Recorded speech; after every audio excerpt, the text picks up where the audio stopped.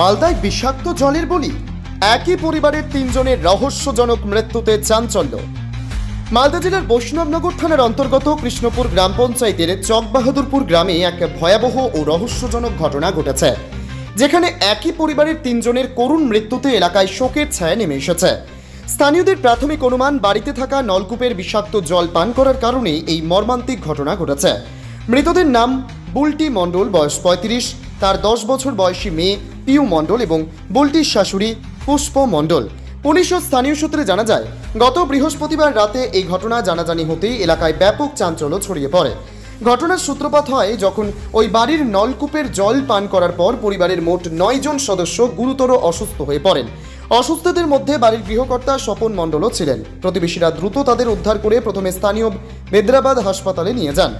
সেখানে প্রাথমিক চিকিৎসার পর 6 জনকে ছেড়ে দেওয়া হলেও বুলটি মণ্ডল, পিউ মণ্ডল এবং পুষ্প মণ্ডলের অবস্থার অবনতি হতে থাকে। অবস্থা গুরুতর হওয়ায় তাদের মালদার একটি বেসরকারি হাসপাতালে স্থানান্তরিত করা হয়। সেখানে চিকিৎসাধীন অবস্থায় বুলটি মণ্ডলের মৃত্যু হয়। এরপর বাকি 2 জনকে মালদা মেডিকেল কলেজ ও হাসপাতালে ভর্তি করা হলে সন্ধ্যায় শিশুকন্যা পিউ এবং পরে রাতে বৃদ্ধা পুষ্প মণ্ডলেরও মৃত্যু হয়। এই ঘটনার খবর পেয়ে বৈষ্ণবনগর থানার পুলিশ এবং সংশ্লিষ্ট ব্লক প্রশাসন দ্রুত ঘটনাস্থলে পৌঁছায়। তারা মৃতদের পরিবারের সদস্যদের সঙ্গে কথা বলেন এবং তদন্ত শুরু করেন। যদিও মৃত্যুর প্রকৃত কারণ সম্পর্কে পুলিশ এখনও কোনো নিশ্চিত তথ্য জানায়নি। পরিবারের সদস্যদের অভিযোগের ভিত্তিতে নলকূপের জল পরীক্ষা করার জন্য পাঠানো হয়েছে। পুলিশ জানিয়েছে তারা পুরো বিষয়টি খতিয়ে দেখছে এবং ময়নাতদন্তের রিপোর্টের জন্য অপেক্ষা করছে। ব্যুরো রিপোর্ট, সোনার বাংলা নিউজ টিভি।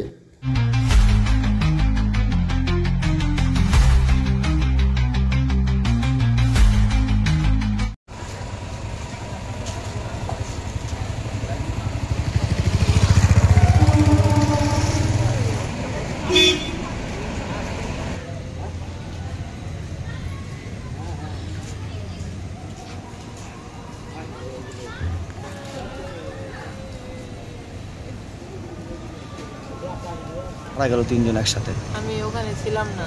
কি শুনলেন? দোষের বাড়িতে ছিলাম।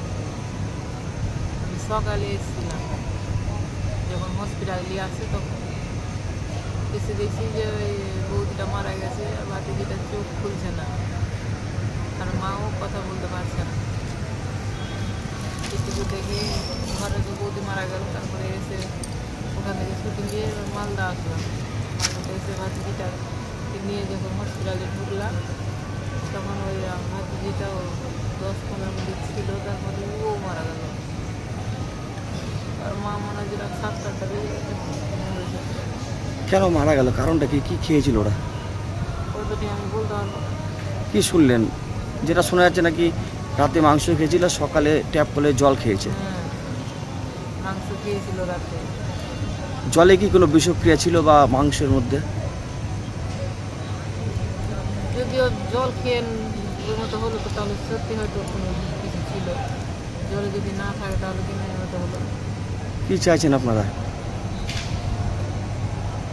তদন্ত হোক নাকি? হ্যাঁ। আপনার নাম? আরতি মণ্ডল। কি আরতি মণ্ডল। শুনলেন? মানে যিনি মারা গেছেন আমার জেঠিমা, বৌদি আর কি খেয়েছিল ওরা? যতদূর আমার শোনা, আমি তো প্রায় 10টা নাগাদ খবর পেয়েছি বাড়িতে।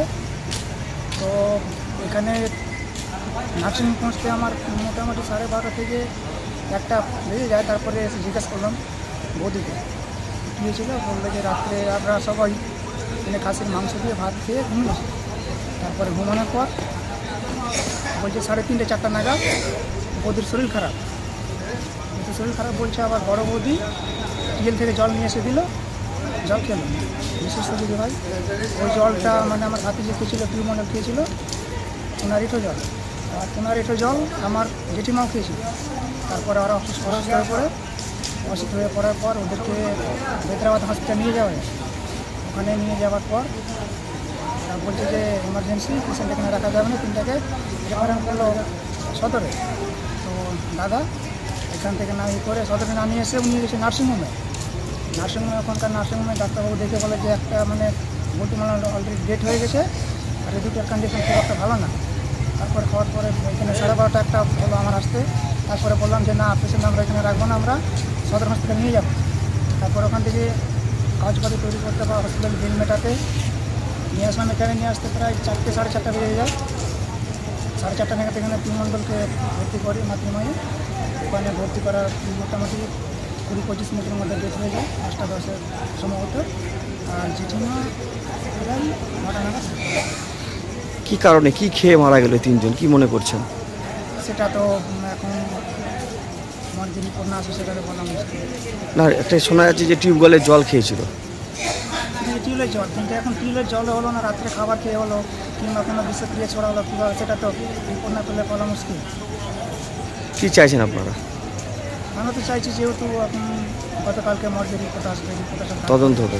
তদন্ত হোক কীভাবে মারা গেল। আপনার নাম? আমার নাম অশোক মণ্ডল।